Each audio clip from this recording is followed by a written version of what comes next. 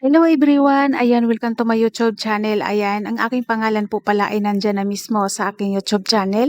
Yan po yung aking tunay na pangalan. Ayan, isa ka ba sa maapektuhan dahil ang i-discuss natin ngayon ay property or bahay. Ayan, isa ka ba sa yung pamilya mo naapektuhan ng baha ng ilang linggong ulan ng ulan? Nalulubog ba yung bahay mo ngayon or yung tinitirahan nyo ngayon kung ikaw man ay nangungupahan? Nakikitira, ayan, ito ng pagkakataon para mag-invest sa Pag-ibig Financing. Ayan, tutulungan namin kayo mag-process or i-assist namin kayo. Ayan, ako po pala ay isang home agent. No, agent po ako. Ibig sabihin registered po ako. May team din po kami na tutulong sa inyo na hindi namin kayo pababayaan hanggang sa ma-turnover yung bahay ninyo.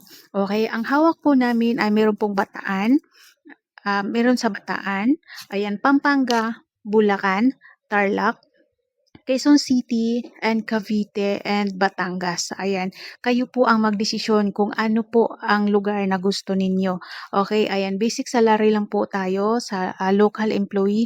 As OFW, ayan, pwedeng-pwede kayo sa lahat basta kaya ng inyong requirements na maipasa.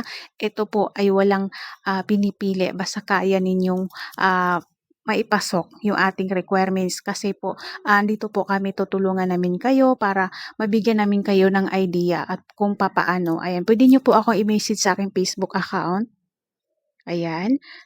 Pwede nyo po akong i-message dyan or pwede rin po kayong mag-comment sa mga interesado dahil ito pong investment ng bahay ay pinaka-importante po na ipapamana natin sa ating mga anak. No, lalo na ito po ang Apex Home, pinagmamalaki po namin ay almost po ng project ng Apex Homes ay hindi po binabaha. Mataas po ang elevation nito. Okay, ayan. Meron po tayong sample ng birth type ng turnover. Ayan, ibig sabihin po ay naka-finishing na po siya. Okay, naka-finishing na po siya. Kayo na po ang magde-dressing up. Ibig sabihin kayo na po magpapaganda.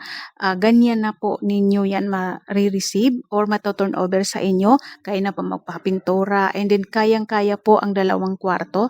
May extension po sa harap at sa likod. Yung likod pwede nyo pong gawing kusina. May CR na rin po siya.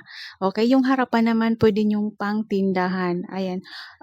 Huwag po kayong mahiya mag-comment or magtanong at nandito po kami maaasahan ng aming team na tutulong po sa inyo. Ayan, maraming salamat at ako po ay nagagalak sa inyo at i-share sa inyo ang idea na ito para kayo naman ay hindi mahihirapan dahil minsan alam mo naman natin dito sa Pilipinas na yung baha at tag-ulan ay talagang kailangan natin ma-shelter o kailangan natin maayos yung ating matitirhan na hindi tayo nagambala sa darating na uulan or babahain man tayo.